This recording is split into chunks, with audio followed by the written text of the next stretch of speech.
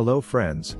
In this video we are going to discuss about how we can get Creative Commons videos easily to reuse in our videos. Just open YouTube and search the keyword in which you want to search.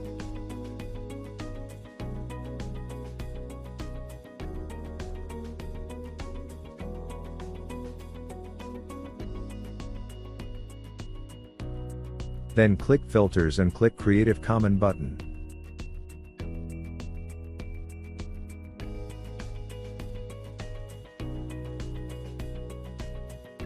Check the license of the video.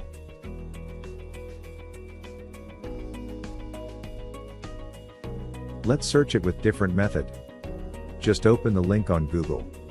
oldsearch.creativecommons.org. Search here your selected keyword. You'll get your all related Creative Commons videos.